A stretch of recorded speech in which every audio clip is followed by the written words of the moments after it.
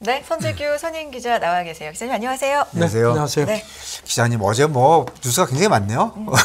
굉장히 많고 그 와중에 이제 또 선거 결과 그렇죠. 어떻게 좀 정리 좀 해주십시오. 어제 그 말씀드리면서 그 로이터 통신 그 조사를 했더니 낙태 이슈가 의외로 많은 사람들이 거기 대법원 판결에 거부감을 느꼈다. 그래서 이게 민주당이 조금 좀 막판에 호재가 되지 않겠느냐 그런 말씀 드렸는데 예, 그런 말씀 하시죠. 글쎄, 그렇게 된 것 같습니다. 예. 지금 보니까 뭐 말씀하신 이제 다들 아시겠지만 예상외로 지금 민주당이 선전한 걸로 되어 있죠. 상원 같은 경우는 하원도 지금 물론 뭐 하원은 이제 주도권이 저쪽으로 넘어간 건 거의 기정사실화 되어 있고 표차도 그렇게 크지 않은 것 같고 예상보다. 상원도 지금 구도가 50대 50이죠. 그리고 이제 해리스 부통령이 이제 이제 거기서 이제 그걸 이제 캐스팅 보트를 행사할 수 있는 상황인데 지금 똑같이 되는 거죠. 또 50대 50 예, 되면. 지금 공화당이 50 그다음에 민주당이 뭐 40 그러니까 50대 49 지금 구도인데 조지아주가 지금 이제 넘어가 저쪽으로 이제 12월 6일 결선 투표로 이제 가는 게 거의 기정사실화 되어 있고 과반이 안 된 거죠. 그렇죠. 그렇게 되니까 이제 다시 또 지금처럼 50대 50 구도로 조지아가 약간 민주당 근데 뭐 그 표차가 지금 1% 포인트 미만이라서 이게 또 결선을 가게 되면 또 상황이 달라질 수도 있거든요. 아주 뭐 접전에 접전입니다. 예, 아주 참 미국 유권자들이 어떻게 보면 참 현명한 것 같기도 하고요. 지금 뭐 일단 바이든 대통령이 한 20분 전에 기자회견을 했거든요. 그래서 일성이 오늘은 민주주의의 좋은 날이다. 트럼프가 얼마 전에 선거 전에 오늘 밤 좋을 것 같다 그랬는데 이제는 트럼프는 좋은 밤이 아니고 여기는 이제 바뀌었습니다.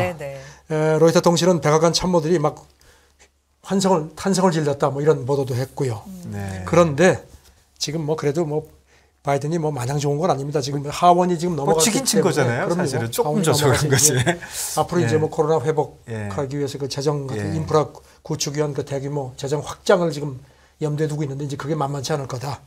그리고 이제 우크라이나 전쟁도 그 동안에는 이제 공화당이 지원 자체는 반대를 안 했거든요. 그런데 이제 백지 수표는 안 된다고 그랬는데 이제 젤렌스키가 이제 밤잠이 안 오게 생겼습니다. 그 동안에는 적극적으로 이제 도와줬는데 이제 퍼주기 안 된다 하는 제동이 걸릴 것 같고요.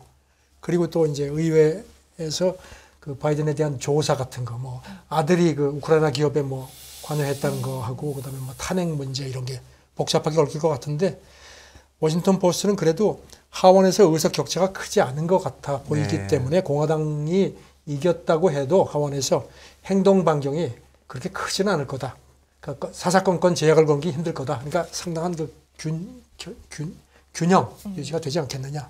뭐 그런 얘기를 하고 있는. 어쨌든 정리해 주신 대로 보면은 확장 재정, 그다음에 그 인플레 감축법, 그다음에 기후 관련된 입법, 그다음에 우크라이나 전쟁 지원 이런 것들이 영향을 받을 것이다 이렇게 보는 거죠. 거죠. 하원에서 이제 심리를 하고 하니까 이제 그런데 뭐 그 바이든 대통령은 나는 거부권이 있다. 뭐 이제 그런 걸 또 계속 강조하는 모양인데 지금까지는 한 번도 취임하고 나서 거부권을 쓴 적이 없는데 이제 이렇게 하원이 이제 저쪽으로 넘어가니까 그런 것도 하나의 그 칼자루로 쥐고 싶은 그런 것 같습니다. 그러니까 법률적으로는 거부권이 있지만 그렇게 쉽게 마음대로 쓸 수 있는 문제는 아니다. 그런 거죠. 알겠습니다. 조금 더 자세하게 그러면 이제 바이든 대통령과 트럼프 전 대통령의 표정이 조금 달라졌을 것 같기도 하고요. 달라졌죠. 나오는 얘기도 달라지죠. 이 부분 좀 얘기해 볼까요? 일단 그 백악관은 지금 그래도 이제 만약에 이번에 뭐 크게 졌으면은 이제 바이든 책임론이 부상을 했을 텐데 이제 그거는 일단 비격한 걸로 보는 것 같습니다. 그래서 이제부터 본격적으로 재선 준비에 들어갔다는 게 이제 오늘 새벽 미국 언론들의 보도고요. 지금 뭐 지지율이 45%로 별로 좋은 건 아닌데요. 그래도 지금 미국 언론이 지적하는 거는 2018년 직전 중간 선거 때도 트럼프 지지율이 그랬거든요. 그런데 이제 그랬기 때문에 크게 문제는 되지 않는 게 이제 백악관 참모들의 판단인 것 같습니다. 그리고 아시다시피 중간 선거라는 게 원래 집권당에는 좀 불리하지 않습니까? 중간 평가니까. 그래서 그리고 이제 전에 뭐 오바마도 그렇고 클린턴도 그렇고 중간 선거에서 고전했지만 다 재선됐다. 근데 그 사람들은 80살이 아니었죠. 그래서 아마 바이든이 이번 선거 끝나고 뭔가 쇄신하기 위해서 내각하고 백악관 개편을 좀 하지 않겠느냐 뭐 그런 관측도 나오고요. 트럼프 얘기가 궁금하네요. 트럼프가 궁금하시죠. 좋은 밤이 아닙니다. 조금 전에 그 자기 그 그 SNS 예. 소셜 트루스인가 그거 예, 통해서 예. 얘기를 했는데 뭐 좀 진 것 같지만 내 개인적으로 볼 때는 매우 큰 승리다. 저는 트럼프답습니다. 네. 뭐 그렇게 얘기하겠죠. 근데 이제 측근 네. 얘기는 네. 이제 15일에 무슨 큰 예. 발표한다 그랬죠. 예. 근데 그렇게 하려면 참 좀 창피할 거다. 뭐 이런 식으로 살짝 좀 했는데 그래도 아마 갈 거다. 이런 얘기를 했는데 지금 트럼프가 참 난감한 거는요.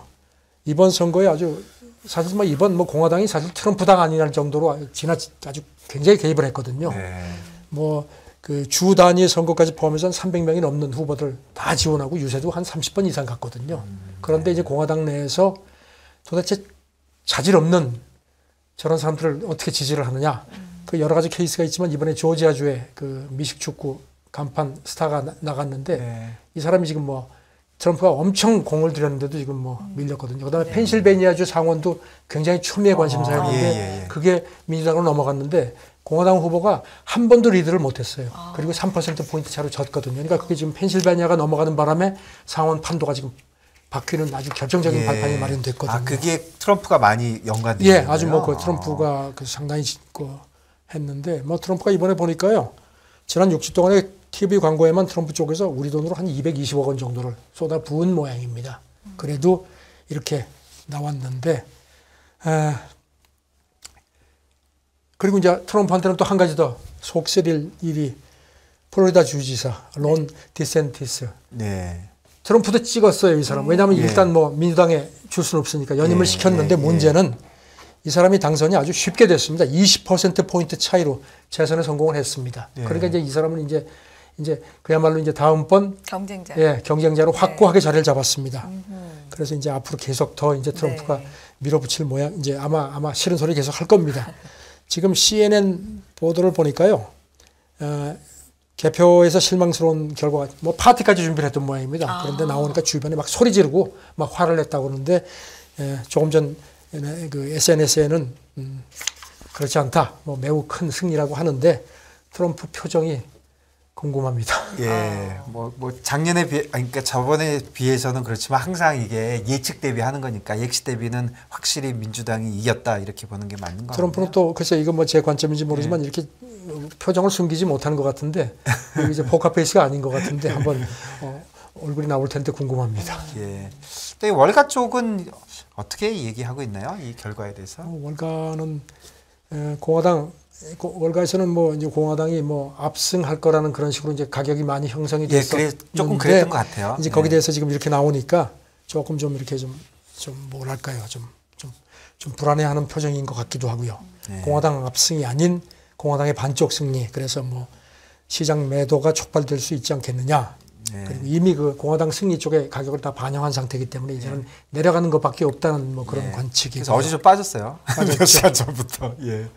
그리고 이제 그런데 이제 뭐 그 마켓 인사이더 보도를 보면은 이제 그 1950년대 이후에 S&P 지수 연평균 수익률 보면은 제일 좋았던 게 민주당 대통령 밑에서 의회가 민주당 공화당으로 민주당 대통령 공화당 상하원 모두 장악 그게 제일 좋았다면 나오네요. 네, 그런 얘기 우리 얼마 전에 네, 했었죠. 예. 평균 16.2%가 나왔는데 네. 민주당 대통령 밑에서 의회가 민주공화로 양분됐을 경우에는 그보다 조금 낮은 13.6%. 네. 제일 나쁜 게 민주당이 백악관 의회 다 장악한 거. 이거는 뭐 10%밖에 안 되는 걸로 되어 있습니다. 네. 어쨌든지 2차 대전 이후에 뭐 선거 결과에 관계없이 중간 선거 끝나고 나서 한 1년은 그래도 이게 탄력이 좀 유지됐다 뭐 이런 것도 나오고요. 네, 그렇습니다. 시장 예상보다 좀 덜 분명하다 로이터는 이렇게 해서 그래서 시장이 이제 관망세다.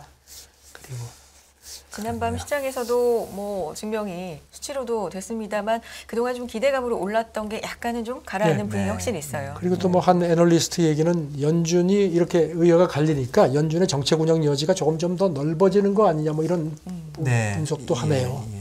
좀 정치권 눈치를 좀 덜 봐도 되는 거 아니냐 네. 그런 것 같습니다. 알겠습니다. 월가에서는 이렇게 보고 있고요. 미국 중간선거로 인해서 정말 많은 부분에서 어떻게 그러면 전개가 될 것인가 관심 부분이 있습니다만 우리한테는 뭐 대북 정책이라든지 우리와 미국의 관계라든지 예. 뭐 이런 것들 정말 중요하잖아요. 일단 뭐 공화당이 이제 하원을 장악했으니까 목소리가 좀 커지긴 하겠지만 네. 일단 외교 문제는 상원 쪽에 미국의 전통상 상원 쪽에서 많이 하고 또 대통령은 외교권에서 상당한 어떤 그 재량권 같은 걸 많이 주는 게 그동안의 관례였기 때문에 지금 미국 전문가들 얘기는 큰 기조 변화는 없을 것 같다. 대북 문제에서. 네, 그다음 그런 식의 분석을 합니다. 그리고 이제 북한 이슈가 미국 국내 정치에서 이슈화될 가능성도 그렇게 크지 않다. 그런 얘기도 했고요. 그래서 바이든이 그동안에 해오던 대로 이렇게 좀 북한이 좀 후순위로 밀려 있었죠. 그래서 그런 구도가 뭐 당분간은 가지 않겠느냐. 이런 그러니까 북한이 큰 사고를 치지 않는 한 이제 그렇게 전문가들은 분석을 하고요. 근데 중간선거 그 개표 진행 중에 또 도발을 했어요. 북한이. 예, 도발을 했죠. 뭐 북한이 가만히 있을 리가 없을 거라고 네. 생각을 했는데 뭐 미국에서는 뭐 거기에 대해서 그렇게 크게 뭐 ICBM이 아니었죠. 그냥 단거리 네네. 미사일이었죠. 네, 예. 그러니까 미국도 이제 북한도 아마 그렇게 뭐 미국 상황을 좀 보겠죠. 가만히 있을 수는 없었을 거고요. 그런 거고 지금 또 그리고 이제 또 아무래도 지금은 우크라이나 전쟁이 아직까지는 네. 초점이 맞춰져 있고 그래서 이제 그 어떤 싱크탱크 미국 싱크탱크 대표 얘기는 설령 북한이 7차 핵실험을 한다고 해도 우크라이나 전쟁이 워싱턴 정가에서는 아직까지 더 큰 이슈다. 그래서 북한이 미국을 아주 심각하게 자극하지 않는 한은 최소한 몇 달 정도는 계속 북한 문제가 순위가 뒤로 밀릴 거다 이렇게 봤습니다. 한미 관계는 뭐 전문가들이 모두 같습니다. 초당적인 지지 구도는 변함이 없을 거다. 그런 얘기를 하고요. 그래서 뭐 크게 변화가 있을 것 같지는 않다. 한미 관계에 대해서는 그렇게 보고 있네요. 또 우리하고 관계된 것 중에 또 다른 이슈가 그 전기차 네. 그 인프레 감축법 관련된 그렇죠. 건데 그건 어떻게 될까요?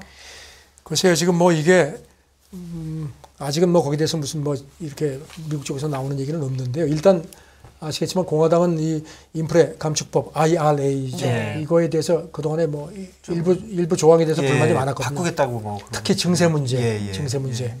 그런데 사실 이제 미국도 그렇고 이제 유럽연합, 우리나라, 일본이 이제 여기서 이제 그 전기차 보조금에서 제외가 되어 있으니까 우리 입장에서는 이제 이런 원산지 규정 같은 거 네. 이런 거를 좀 수정해달라고 계속 그동안 작업을 했고 백악관 관계자들도 뭐 우리가 고려한다고 했지만 관측통 얘기는 글쎄 뭐 미국이 그렇게까지 하겠느냐. 그런데 공화당이 손을 대기는 될 모양입니다. 이미 몇몇 관련 법안도 나가 있다고 합니다. 그래서 이제 그런데 지금 이제 아시다시피 이제 선거 끝나고 나서 지금은 이제 이게 레임덕 의회이기 때문에 이제 회기 있지만 그동안에 이게 다뤄질 가능성은 별로 없는데 공화당이 새 의회에 가서도 이 문제를 다루겠지만 그 이렇게 외국 기업들이 원하는 어떤 전기차 보조금 그 혜택 문제보다는 증세 공화당이 제일 불만인 게 증세 부분인데 그쪽에 손질을 하더라도 하지 않겠느냐. 그래서 전면적인 어떤 개편은 좀 기대하기 힘들다는 게 미국 쪽에서 나오는 얘기입니다. 그래도 일부 수정은 좀 불가피할 거다라는 목소리가 네, 있는 그런 것 얘기 같은데요. 나옵니다. 네. 왜냐하면은 그 이런 일부 외국 기업들에 대해서 이렇게 하는 게 미국 공급망 자체에도 좀 영향을 준다는 게 미국 전기차 업계 쪽에서도 불만도 있거든요. 그런데 지금 이제 공화당이 주도하는 하원에서 이제 외교위원장 될 인물이 마이클 맥콜, 텍사스. 이 사람이 이제 외교의 공화당 간사인데 이 사람이 아주 중국에 대해서 굉장히 강경파거든요. 그리고 원래 지금 인프레 감축법이 기본적으로 중국을 지금 겨냥한 거기 때문에 네. 그래서 큰 기조 자체가 변하기는 어렵다는 게 오늘 새벽까지의 그런 관측입니다. 네. 그래서 이건 조금 더 상황을 좀 두고 봐야 될 것 같습니다. 네. 그렇군요. 그렇지만 유연하게 또 적용이 되거나 일부 수정될 가능성도 이야기는 되고 있다라는 거고요. 알겠습니다. 다음 얘기 좀 넘어가 보겠습니다. 요 얘기도 너무나 선거 이제 우크라이나 전쟁 선거 결과에 따라서 요 정책은 또 어떻게 변할지 뭐 백지화 얘기도 있었고요. 어떻습니까? 요 얘기는? 미국하고 러시아 네. 그 관계는 이게 꼭 무슨 선거와 직접 관계된 거라기보다 그 미국하고 러시아는 그 뉴스타트 그러니까 신전략무기 감축 협정을 갖고 있는데 이건 이제 연장하는 문제가 그동안에 계속 이제 계류가 돼 왔는데 네. 그 잘 나가고 그러다가 그 우크라이나 전쟁 터지는 바람에 이제 서로 이제 결렬이 됐거든요. 네. 그런 상태인데 지금 미국 국무부도 그렇고 러시아 외교부도 그렇고 이거는 계속 해야 된다는 그런 쪽의 얘기들이 네. 나옵니다. 네.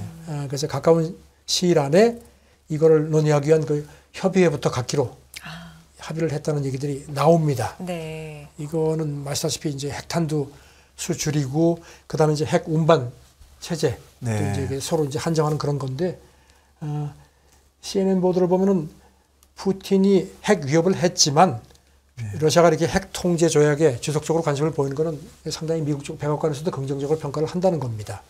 그런데 문제는 이제 현장 사찰 문제인데 네. 그동안에 이제 이거를 좀 했었는데 네. 우크라이나 전쟁 때문에 그 이후에는 러시아가 완전히 문을 닫았다는 겁니다. 그래서 이제 이걸 푸는 게 좀 쉽지 않을 거다는 얘기가 있고요. 네.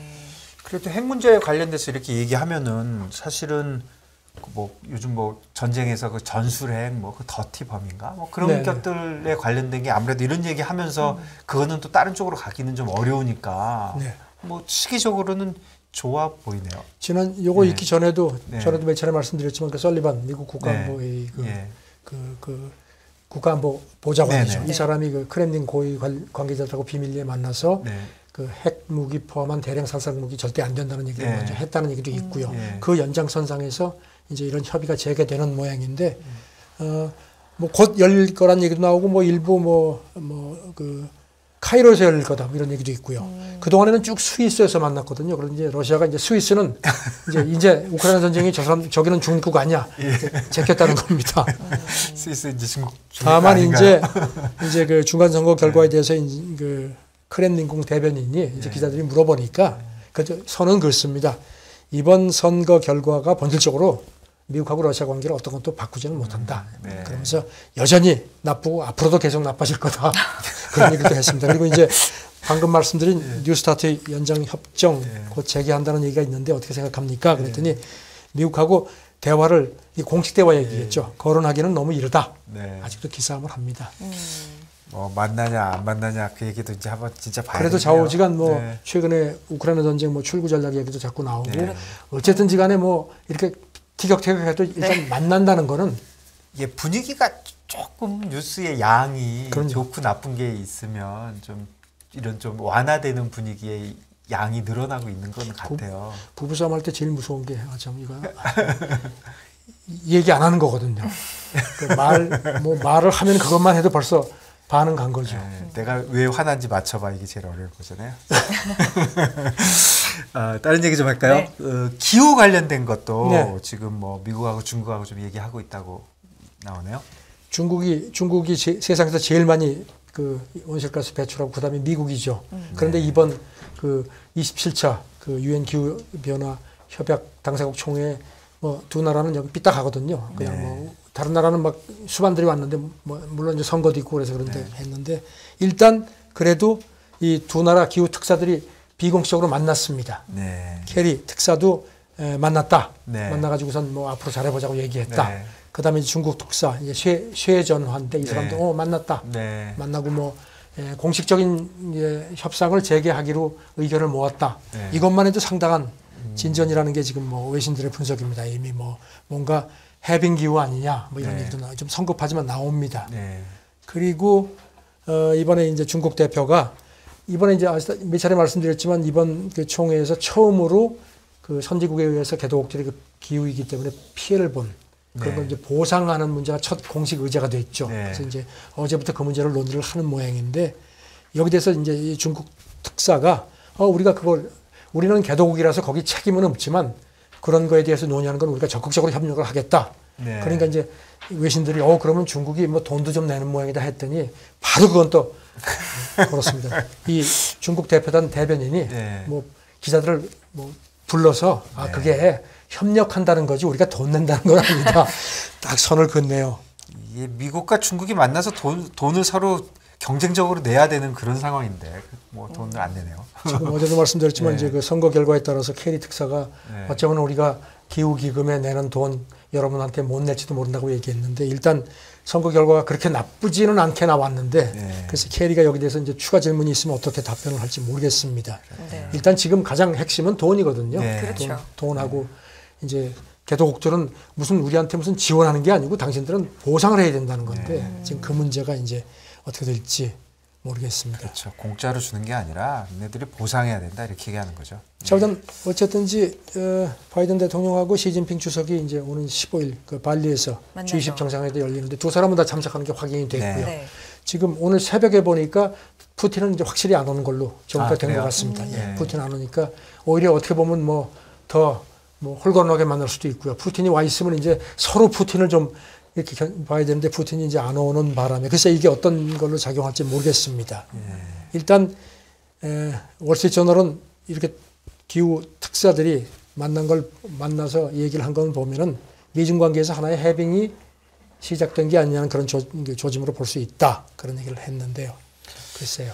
그런 것 같아요. 뭐 바이든과 시진핑 만나는 게 제일 바람직한다 할까? 봤으면 좋은 그림인 거는 확실한 것 같아요. 시장 측면에서만 면에서도. 보면 네. 시장에서 보면 바이든과 시진핑이 뭐 만나서 일단 만나는 장면만 해도 글쎄 말입니다. 예, 좀 좋을 것이다 그런 생각이 좀 들기는 합니다. 지금 우리 윤 대통령도 여기를 이제 참석을 하니까요. 글쎄 가서 이제 뭐 글쎄 어떻게 될지는 모르지만 이번에 그 북한 문제, 북한도 살짝 미사일을 쐈으니까요. 네. 이렇게 해서 그런 북한 문제라든가 이런 뭐 우리가 이제 목매는 그 전기차 문제 이런 게 네. 글쎄 바이든이 중요하죠. 네. 지금 뭐 선거 끝나고 글쎄 어느 정도 그 여유가 있을지 모르겠습니다.